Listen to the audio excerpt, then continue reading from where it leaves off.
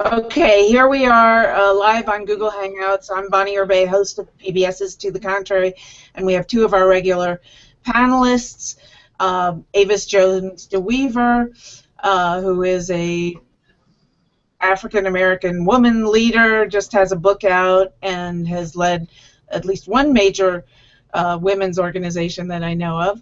And we also have with us Ash Scow of The Examiner. So we're talking about politics now, except that somebody's phone is going off in the background. We're talking about politics and Hillary Clinton. Hillary Clinton and whether she's actually clinched the nomination or not, and what should Bernie Sanders do at this point. And then we'll talk about Donald Trump and accusations of racism or his racist remarks. So let's start with you, Ash.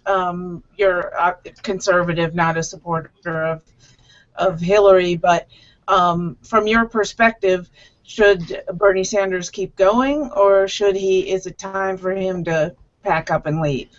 I mean, I just want to keep seeing where he's going from this point. I mean, I just don't know what he expects to get out of this, so I'm enjoying watching it. I mean, now Donald Trump is a presumptive nominee on the Republican side, so we don't have, the carnival to watch anymore, so I'm enjoying that aspect, but I mean, it was wait. You don't have a carnival to watch, I mean, as far as multiple people, different carnival. It's not one person. It's a different kind of carnival. It's not a who is this person going to drop out now kind of carnival. So I kind of miss that horse race aspect. But I think it was kind of a foregone conclusion quite a while ago when Hillary was really pulling away from him, not only in superdelegates but actually earned delegates as well. So, I mean, I just don't think there's really he needs like 3 miracles to happen, which is superdelegates to start coming to his side.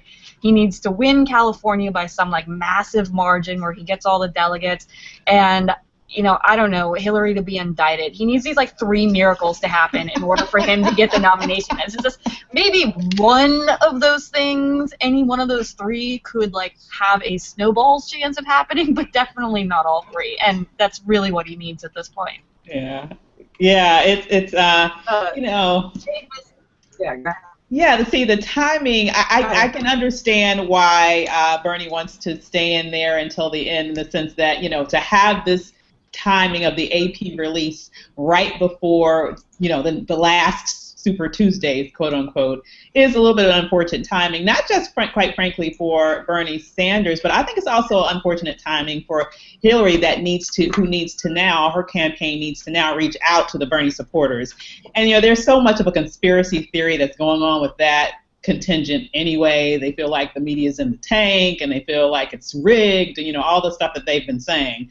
That, this just gives them one more thing to complain about. I mean, I feel like there was this need to get a scoop by the AP, and so they felt like they needed to come out right before all of these last elections. But, the reality is the math was never in his favor. It's just a matter of time. He doesn't have the popular vote. He doesn't have the regular delegates. He doesn't have the super delegates. So to now sit here and complain that, it's rigged against me because of the super delegates, which is not mathematically true, but, even if you were going to accept that logic, to then go and say, well, I just need to now go to the convention to convince these same superdelegates that I've been railing against all year long to now come and vote for me, it's just, it boggles the mind in terms of the illogic nature of that argument. But, one thing, I heard a fact the other day that really changed. I kept thinking to myself, look, he can go on as long as he wants. He can pitch a fit. He can try to disrupt the convention. It doesn't really matter. I think Hillary will ultimately gain enough independent votes and a few, straggling conservative Republicans who just can't stand the thought of a Trump presidency to beat Trump in the fall. True. But I heard that in the last 50 years, every party that had a contested convention lost the presidential race. And when you think about, like, Reagan in 76, when he didn't win, that was a contested convention. Right. Harry Hart, the Democratic convention, every single one that's been contested on either side, the party lost. Yeah. So do you think he will, knowing this, continue to, run a campaign? I think he very well might. I mean, we have to remember that he's not historically a Democrat. He became a Democrat in order to run for president. So he doesn't have a long-standing loyalty to the long-term interests of the party. And then in addition to that, consider the fact, quite frankly, of his age. I mean, for him, I guess he probably feels like it's now or bust for him, really. So what does he really have to lose? He's not going to run again in 4 years, most likely. And so given the fact that his interests are, in my mind, largely self-interested versus a broader desire to appeal to party unity, with that in mind, he might figure, hey, I've got nothing to lose. Right. He's also. Think he's going to go? You think he might do a third-party candidacy? Oh. I don't know. I wouldn't be surprised. I don't know. You know what I would have said at the beginning of this election? No, third-party candidacies. Come on. People don't really run those except the Libertarian Party. But if you've seen what's happened in 2016, anything could happen. And it's just, who knows at this point. But yeah. I don't know. I mean, Sanders... John Anderson, Ross Perot, I mean, they were not... extremely left or right wing, either one of them, and Ross Perot certainly cost George Bush. Absolutely. In 92. But anyway, all right, let's switch over to Donald Trump at this point. Ash, you're not a Trump fan anyway, but I don't get, how can principled Republican conservatives like Paul Ryan endorse Trump? He did come out and say his comments were racist and inappropriate. How can you tell your partisans you're going to vote for somebody like that and get up and look in the mirror in the morning? Because it is a really precarious position to be in, to not support your party's nominee.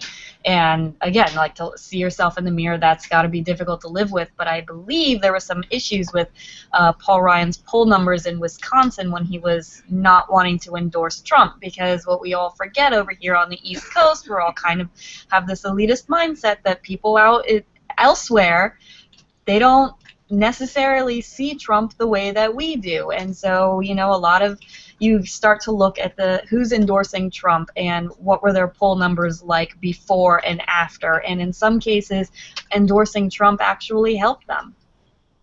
Lord, help us all if that's the case. I don't doubt you at all. Unfortunately, I think that's definitely the case.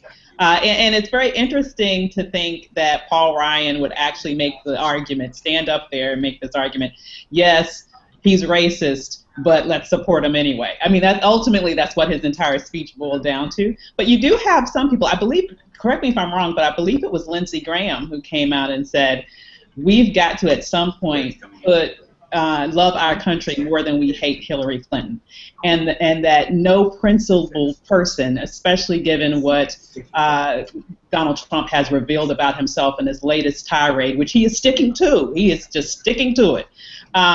He's definitely revealed himself to be an overt racist, and he does not have the moral strength to lead this country. And so we need more Republicans, I believe, to take a brave and moral stand in the same way that Lindsey Graham did. And what's your take? And this will be the end of it. But what's your take on that guy Cheadle, the one he referred to as his African American, and then the guy isn't offended by it? I mean, most African Americans were. Yeah. I mean. Right? Yeah, that's true. But, Cheadle describes himself as a Tea Party activist, so he's not the typical African American anyway. So, I guess given that, I guess I'm not too surprised that he wasn't offended, although it's interesting that he says that he wasn't a Trump supporter. He was just there to get information. So he just seems to be a little bit confused all the way around. All right. Thank you both. We'll be back with more analysis after the California primaries. Thank you both for your help, and have a great day. Bye.